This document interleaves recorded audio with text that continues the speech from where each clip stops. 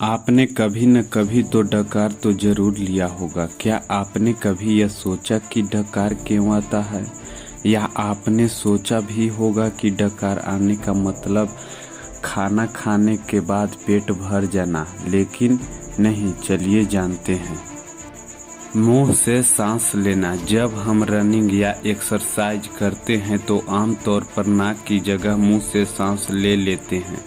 इस दौरान सांस के जरिए अंदर ली गई ऑक्सीजन के कुछ भाग हमारे फेफड़ों के